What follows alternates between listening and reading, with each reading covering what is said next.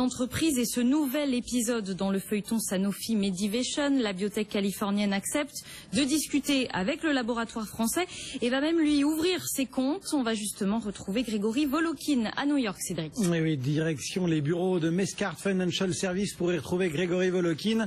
Bonjour Grégory. Bonjour Cédric. Alors effectivement, on va regarder ce qui se profile aujourd'hui, mais il y a déjà dans l'actualité cette histoire, effectivement, Sanofi Medivation. Comment est-ce que vous voyez les choses évoluer ?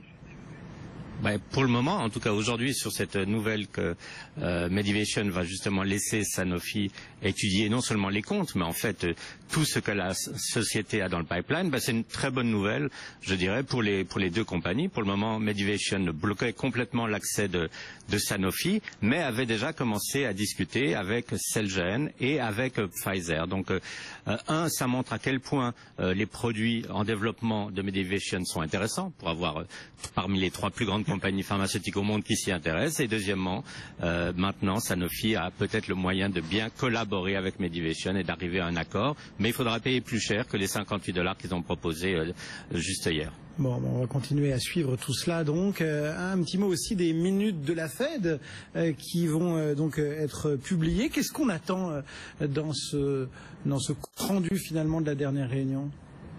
Il faut dire que dans la dernière réunion, dans la conférence de presse qui suivait, il y avait deux éléments importants.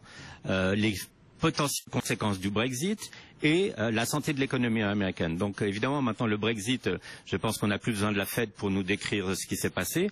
Par contre, la santé de l'économie américaine sur le 2e trimestre de l'année et comment les membres de la Fed estiment cette économie se développer sur l'avenir par rapport à leur politique de taux d'intérêt, c'est vraiment important. Donc on a vu que ces membres de la Fed avaient rabaissé leurs prévisions de croissance, rabaissé où ils voyaient les taux d'intérêt. Ça veut dire quoi? Ça veut dire qu'on va attendre sûrement un discours dovish, accommodant, et on va voir que beaucoup de membres ne voulaient surtout pas hausser les taux trop rapidement par peur de provoquer une récession.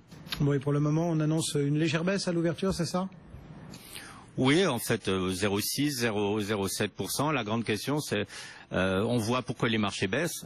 On a beaucoup de peine à imaginer pourquoi ils remonteraient en ce moment. Il y a la saison des résultats qui va arriver. On attend 6% de baisse sur les profits et des guidances qui ne peuvent pas être franchement enthousiastes avec ce qui se passe au niveau global.